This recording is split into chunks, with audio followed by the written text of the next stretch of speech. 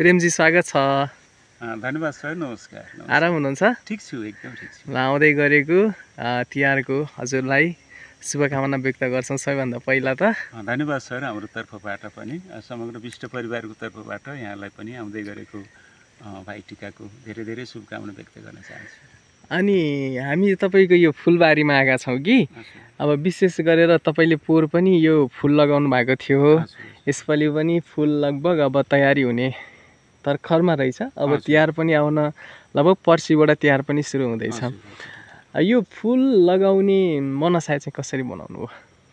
फुल एउटा आफैमा एउटा पवित्र, नामले नै पवित्र र यसको काम त अब जन्मेदेखि मृत्युसम्म प्रयोग हुने फुल। त्यसमा पनि सयपत्री अब हरेक अब कार्यक्रमहरूमा विवाह, व्रतबन्ध, जन्म, मरण सबैमा प्रयोग हुने यो फुल। र विशेष गरी भाइटिका हामीले तिहारमा चाहिँ दिदीबहिनीहरूले आफ्नो दाजुभाइलाई चाहिँ टिका लगाएपछि सयपत्रीको माला, मखमली माला लगाउने चलन भएको हुनाले त्यो परम्परा थियो। पछिल्लो समयमा अलिकति बजारिया प्लास्टिकका मालाहरू हैन, जो वातावरणीय हिसाबले पनि ठिक छैनन् र त्यसले शारीरिक हिसाबले पनि अलिकति राम्रो नगर्ने, शोभायमान नदिने, त्यसको विकल्पमा हामी आफ्नै खेतबारीमा उब्जिएको सयपत्री नै अब गरे किन नहुँदो रहेछ भनेर मैले यसरी सुरु गरेको। यो मेरो तेस्रो वर्ष चलिरहेछ। हजुर, यो चाहिँ कस्तो मौसमी रूपमा गर्नु भएको छ कि बेमौसमी पनि उत्पादन हुन्छ? कस्तो छ? गत वर्षमा मैले मौसमी रूपमा मात्रै गरेँ। तिहार लक्षित गरेर लगाएको थिएँ। थोरै 1300 बिरुवा त्यस समय मैले लगाएको थिएँ। र त्यसपछि माडी नगरपालिका 6 नम्बर वडा कार्यालयले यो सयपत्री फुलको बिरुवाहरू अनुदानमा उपलब्ध गराउनु भयो। र त्यहाँपछि गत वर्षदेखि मैले सिजनली मात्रै नभइकन अफ सिजनमा पनि निकाल्ने। यो फुल त हजुरको अब तिहार त भइहाल्यो। तिहार पछि पनि धेरै कार्यक्रमहरू, पार्टीका कार्यक्रम, सङ्घ संस्थाका कार्यक्रमहरू, विवाह व्रतबन्धहरू भइराख्ने हुनाले र यो फुल चाहिँ अब बाबै रह्यो यत्तिकै खेर जाने भयो भन्ने अवस्था चाहिँ अहिलेसम्म छैन र यसलाई अझै बढाउने चाहिँ मेरो इच्छा छ। पक्कै पनि अब माडी यसो त कृषि क्षेत्रले परिचित ठाउँ पनि हो। अब विशेष गरेर यो तपाईँहरूले उत्पादन गरेको फुल चाहिँ जसले अब तिहारको लागि मखमली नै लगाउँछु अथवा यो सयपत्री नै लगाउँछु भन्नेहरूले चाहिँ यो फुल चाहिँ कसरी प्राप्त गर्न सकिन्छ? तपाईँले डेलिभरी गर्नुहुन्छ कि तपाईँको घरमा आउनु पर्छ कि?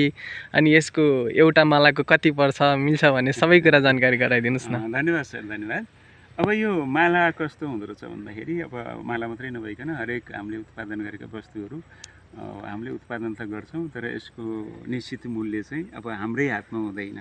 अब मेरो मालको मूल्य यति हो भनेर म बसिरहेँ भने फेरि त्यो नबिक्न पनि सक्छ, नकट्न पनि सक्छ। समग्रमा अब बजारमा जुन भाउ चलिरहेछ त्यसमा नै हामीले अब बेच्ने। अब कसैले माला तयार गरिदिनुहोस् भन्नुहुन्छ, उहाँ हामीले माला नै तयार गरिदिन्छौँ, गुच्छाहरू तयार गरिदिन्छौँ। कसैले होइन अब थुङ्गाको हिसाबले, किलोको हिसाब दिनुहोस्, हामी आफ्नै हातले चाहिँ माला बनाउँछौँ भनेर लानुहुन्छ। र जहाँसम्म अब अहिलेसम्म मैले लिएर चाहिँ हिँड्न परेको छैन, घरमै आउनुहुन्छ। अहिले पनि थुप्रै अब लगभग 25-30 किलो अर्डर आइसकेको छ। बिहानसम्ममा मैले टिपेर राखेको छु। केही मालाहरू पनि अर्डर गर्नुभएको छ र लिएर हिँड्न चाहिँ परेको छैन। बढी भयो भने हामी काठमाडौँ, पोखरा पनि सम्पर्क गर्छौँ। अब जस्तो यो तिहार विशेषमा बढी मात्रामा यो फुलको व्यापार हुने गर्छ। अब माडीको कुराकानी गर्नु पर्दाखेरि अब यसरी किसानलाई फेरि माडी नगरपालिकाले प्रमोट पनि गरिरहेको छ। फेरि बजारमा चाहिँ आयातित प्लास्टिकका फुलहरू पनि बिक्री वितरण छन्। अब तपाईँले चाहिँ के भन्न चाहनुहुन्छ? अब तपाईँहरूले यसरी उत्पादन गर्ने, फेरि माडीभित्र चाहिँ बाहिरबाट आयातित प्लास्टिकका फुलहरू, मालाहरूले त यो व्यापारलाई अहिले पो कम छ त, बिस्तारै यसले विस्तार गर्न खोज्ने चाहने किसानहरूलाई पनि त असर गर्छ।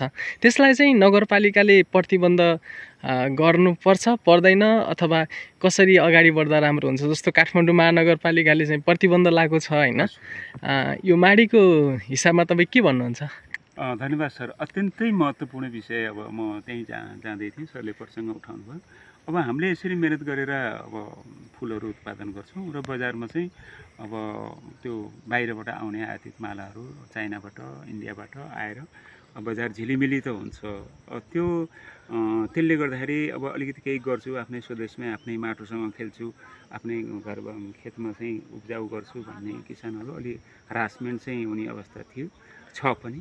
र अहिले तत्कालको लागि भरतपुर महानगरपालिकाले पनि त्यहाँ चाहिँ अब यो प्लास्टिकका मालाहरूलाई वर्जित गरेर स्वदेशी फुललाई नै महत्त्व दिने भनेर त्यो खाले अभियान चलाएको रहेछ। र म त माडी नगर यही हजुरकै मिडिया मार्फत पनि अब माडी नगरपालिकालाई के अनुरोध गर्न चाहन्छु भने हामी अब हामीले उत्पादन गरेको फुलहरू चाहिँ यसलाई चाहिँ प्रमोट गर्नका निमित्त यहाँहरूले बजारबाट आउने अब यी प्लास्टिकका मालाहरू अब झकिझक जो हेर्दाखेरि झकिझक हुन्छन् तर चाहिँ वातावरणीय हिसाबले चाहिँ एकदम अब त्यसले नराम्रो असर गर्छ र हाम्रो उत्पादनलाई हाम्रो एउटा जोस जाँगरलाई पनि हरासमेन्ट गर्ने अवस्था हुन्छ। र कृपया चाहिँ उहाँहरूलाई नगरपालिकाले पनि बाहिरबाट आउने प्लास्टिकका फुलमालाहरू चाहिँ प्रतिबन्ध लगाओस् भन्ने मेरो चाहिँ इच्छा छ। अब जस्तो यस्तै फुल खेती गर्न चाहने धेरै किसानहरू हुनुहुन्छ होला, उहाँहरूसँग कसरी गर्ने अथवा यो फुल खेती गर्दाखेरि कतिको आम्दानी हुन्छ, फाइदा हुन्छ कि हुँदैन, यसबाट जीविका निर्वाह गर्न सकिन्छ कि सकिँदैन, अनेक प्रश्नहरू छन्। गर्न चाहने कृषकहरूलाई अब तपाईँले अब 2-3 चोटिको लट उत्पादन गरिसक्नु भएको छ, तपाईँको अनुभवले चाहिँ के भन्छ, थोरै जानकारी अब गराइदिनुहोस्। यसमा यस्तो छ सर, अब के छ भन्दाखेरि यो बिरुवाहरू हामीले चाहिँ बाहिरबाट किनेर लिएर आउने हो।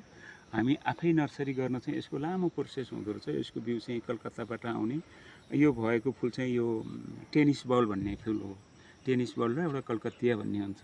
र इन्डियाबाटै आउने हो यो फुलको बिउ चाहिँ। र यसको जुन नर्सरी गर्ने बिरुवा उत्पादन गर्नमा चाहिँ लामो प्रोसेस हुने, ठुल्ठुला टनेलहरू चाहिने भएको हुनाले अब त्यो उत्पादन गर्न सकिँदैन। हामीले नर्सरीमै बिरुवा ल्याउने हो।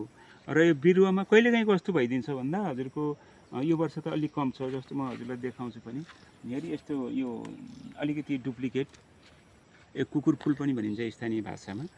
यस्तो एकदमै 50%, गत साल चाहिँ मेरो चाहिँ 50% भन्दा नि बढी आइदिएर घाटामा गएको थियो। अहिले चाहिँ त्यो देखिएको छैन। अब नर्सरी भरपर्दो नर्सरीबाट हामीले चाहिँ बिरुवा ल्यायौँ भने कस्तो यो फुल खेती गर्दा चाहिँ फाइदा चाहिँ कतिको हुन्छ? फाइदा हुन्छ एकदमै फाइदा हुन्छ। किन भन्दाखेरि हजुरको मानौँ न पोहोर मैले चाहिँ 10 धुर जतिमा लगाएको थिएँ। 10 धुरमा मैले एउटा बिरुवाको 3 रुपियाँको हिसाबले लिएर आएको थिएँ। हजुरले पोहोर चाहिँ कति जति माला अथवा फुलहरू बिक्री गर्नुभएको थियो? केही मोटामोटी 1 कट्ठा जतिमा लगाएको थिएँ, लगभग 35,000 जति। ए हजुर, अहिले चाहिँ कति लगाउनु भएको छ? मिल्ने नमिल्ने है। मजाले अहिले चाहिँ कति लगाउनु भएको छ? अहिले पनि अब पोहोरको भन्दा अलिकति बढाएरै हुन्छ कि जस्तो लागिरहेछ। जो चाहिँ फुल खेतीबाट चाहिँ राम्रो आम्दानी छ। यसको अब बजारसम्म त पुग्नुपर्ने हुन्छ। सबै फुलहरू धेरै सबैजनाले उत्पादन गर्नुभयो भने माडीमै खपत हुन त अलिकति गाह्रै छ होइन। त्यसले गर्दा अब जस्तो काठमाडौँ पोखराहरूमा दैनिक ठुल्ठुला धेरै धेरै धेरै मठ मन्दिरहरू भनौँ न मठ मन्दिरहरू त्यस्तो भएको ठाउँमा चाहिँ दैनिक फुलहरू अब मन्दिरमा चढ्छ र त्यसरी धेरै कर्छ। यहाँ त त्यस्तो ठुल्ठुलो मठ मन्दिरहरू छैन होइन। अब जस्तो अब मैले त के पनि सोचेको भन्दा जस्तो हाम्रो माडीमै रहेका प्रख्यात एउटा शनिधाम छन्। शनिधाममा पनि अब एकजना साथीले त्यहाँ दैनिक रूपमा अलिकति फुल प्रसादी लिएर बस्नुभयो भने कम्तीमा पनि 400 को 500 को आम्दानी भयो भने त एउटा काम त टर्यो नि त। जस्तो रामभूमि छ होइन, सोमेश्वरगढी छ लगायतको मठ मन्दिरहरूमा हामीले चाहिँ एउटा फुल प्रसादी जस्तो हामी अब पोखरातिर काठमाडौँतिर जाँदा नि त्यहाँ मठ मन्दिरहरूमा त्यो लिएर बेचेको माला धजा फुलहरू लिएर बसेको बेचेको देखिन्छ। त्यस्तै अभियान अब माडीमा पनि सुरुवात गर्न पायौँ भने किसान चाहिँ फुल खेतीबाट त्यस्तो राम्रै हुन्छ। हस्, हुन्छ। हामी अन्तिममा छौँ। अन्तिममा एउटा प्रश्न, अब यो फुल लगभग तयारी हुँदैछ, अब पर्सिदेखि भाइ तिहार पनि सुरु हुँदैछ होइन। अब यो फुल चाहिँ कसैले खोज्दैछ, कहाँ पाइन्छ भनेर सोच्दैछ भने तपाईँसँग जोडिने माध्यम केही छन् भने जानकारी गराइदिनुहोस्। मेरो फेसबुक पेज पनि छ हजुर, र प्रेम विष्ट रोगी भनेर फेसबुक पेज छ भने मेरो आफ्नो नम्बर 98451 22093 98459 54686 छ। यसमा सम्पर्क गर्नुभयो भने मैले दिन सक्ने सेवा चाहिँ उपलब्ध गराउँछु। हस्, महत्त्वपूर्ण समय विचार अनि फुलको बारेमा थोरै जानकारी अनि यो महत्त्वपूर्ण संवादको लागि यहाँलाई धेरै धेरै धन्यवाद छ। हुन्छ, यहाँलाई पनि धेरै धेरै धन्यवाद छ। मेरो यो सानो प्रयासलाई आएर अब बगैँचामै आएर मेरो 2 शब्द राख्ने अवसर दिनुभयो, यहाँलाई धेरै धेरै धन्यवाद छ। हस्, धन्यवाद। हस्, नमस्कार।